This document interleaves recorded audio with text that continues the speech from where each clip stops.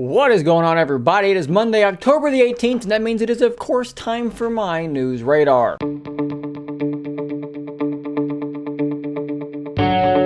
So let's start this episode off with a doozy of a news story about the Pixel 6. Now, obviously, the Google Pixel 6 announcement, the full event, is going to be happening tomorrow, Tuesday, October the 19th. So we don't have very long to wait until we can find out if these rumors are actually true or not. I'm hoping to be live streaming that event if I can manage to get back home on time, but I digress. We have price leaks here for the Google Pixel 6 and Pixel 6 Pro via Target. Let's look at this tweet here from Evan, where he is actually claiming that not only are these the prices, Pixel 6 at $599, Pixel 6 Pro at $899, which is an incredibly aggressive price point. He's also speculating that they're going to actually release these things on Tuesday, Sega style, if I'm remembering correctly there. Let's look at this image here, and you can actually see the prices here. It's kind of hard to see. You can't really zoom in too far, but evidently these do say Pixel 6 and Pixel 6 Pro. So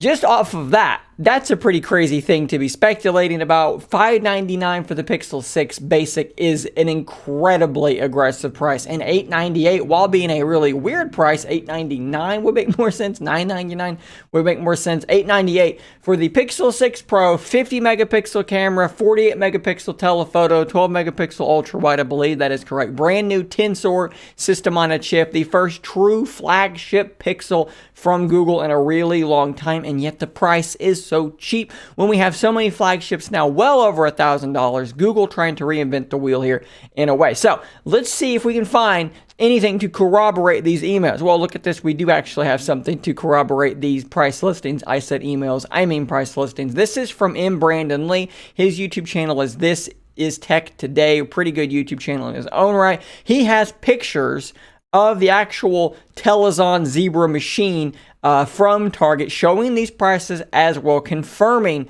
these prices. Pixel 6 5G unlocked Stormy Black, which does sound like a very googly name. This sounds pretty legitimate. $599. Let's jump over to the Pixel 6. Sorta Seafoam, also very Google name. $599 there. And then the 6 Pro at $898. Again, this is a really weird price point, but we seem to have some stuff pointing in this direction. We have an actual Target gun, a Target system scanner here showing these prices. We have to wonder exactly how they're doing this. How are they going to sell this thing at such a low price? Now, keep in mind that most phones don't cost what they sell them for, obviously. They cost way less. You know, you're going to sell a Galaxy Fold at $1,600, $1,700. It probably only costs you like $600 to manufacture the thing. But then you have to keep in mind the cost of actually shipping these things out. There's a lot of cost just involved in the actual infrastructure of selling too that will kind of bridge that gap a little bit. So the question here is, how is Google going to make any profit off of this device? Now, there's speculation it's because, they're saving money because they're making their own processor. They're not having to buy the thing from Qualcomm. And this will be true eventually, but that's not true immediately because the development of making your own processor costs a lot of money. Maybe the deal they have with Samsung is just cheaper. Maybe they've cut some kind of deal with Samsung, a little quid pro quo, if you will, that's allowing the price of this thing to come down further. If you don't know, the Google Tensor chip is being manufactured by Samsung, and believe that is correct. So maybe there's some price savings there. At any rate, this is pretty crazy stuff. And again, hopefully I'll be live tomorrow at 1 p.m. Eastern time when this event does go live, and we can enjoy finding out together. So this news story is one that I think is actually quite interesting. So I reported months ago that the Galaxy Note line was dying and that effectively it was going to happen. It looked like you were basically just going to have the FE, the S line, and then the Fold, or the Z line, if you will. But it looks like the Galaxy Note is actually going to only be dead in name alone, because we have a look here at what the S22 series is going to look like. This is on Sam Mobile. And if we scroll down here, we have some renders or some patents basically showing what these devices are going to look like. And the S22 looks pretty normal. We have that same weird looking camera bump that actually I think looks okay. The S22 Pro looks about the same, but the S22 Ultra looks quite radically different. And if you notice here, the camera bump is differently shaped, completely differently shaped. It is a squared off body, just like the Note. And hey, what's that? That's an S Pen silo. So in reality, the Galaxy Note appears to be dead only in name alone, because the S22 Ultra is just going to be the Galaxy Note. It's got the same square body. It's got the S Pen. It's got a silo for the S Pen. We know that they tested this with the current gen where you could use an S Pen on this device, but there was no silo to put it in.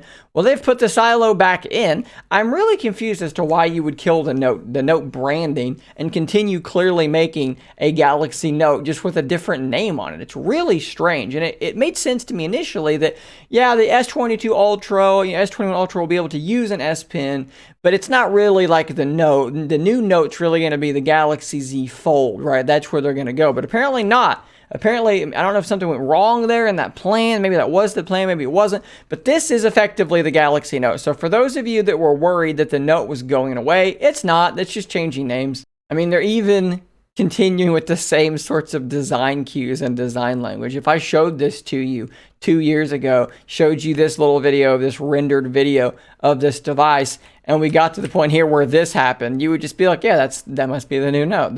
Clearly that's the new Note. This isn't going to be an S series phone, but here we are. It's an S series phone. Really strange thing for them to be doing, but there we are. Maybe that makes you happy. And last but not least on this news video, on October the 14th, just a few short days ago, Surface Duo did receive its October update, and surprise, surprise, it was a security patch. This was not Android 11, as some people were apparently hoping it would be. This is just the same thing we've gotten for the last 6 months. No features, no changes, no bug fixes, just a security update. And this, look, this does indicate the same thing we've been saying for a while. Android 11 is what they've been working on, is what they are working on, and it's what is coming eventually to the Surface Duo. They've said they're going to try to get this thing out by the end of the year, so we're running out of time. That was October. We got 2 more months left. I don't think that they ever, it was going to be reasonable to ever expect them to release Android 11 before Surface Duo 2 came out running Android 11. Obviously, they'd want Duo 2 out first and then bring the software to the original Surface Duo. So maybe next month, or maybe it's going to be December. Hell, it might be December the 31st at 11:59. That may be when this does come out. Or they may just be totally full of crap, and it may be early next year before this thing does come out. But at the end of the day, I'm still hopeful that a lot of the big changes from Android 11, some of the bug fixes that are going to be in Duo 2, will eventually come to the original Duo. And of course, when that does happen, even though I will have moved on to Duo 2 for most of my content, I will still cover the original Duo software updates, bug fixes, so forth and so on. And I will have a ton of comparisons between the two devices. So disappointment for October. Hopefully there are good things still coming for Surface Duo the first. Guys, that's all I have for you on this episode of News Radar. Be sure to check back every Monday and Friday for the next episode. Thanks for making it to the end of today's video. Thanks to everyone that's clicked that join button down below. That does help support the channel tremendously. So guys, stay tuned for more content just like this. And until next time, stay nerdy, my friends.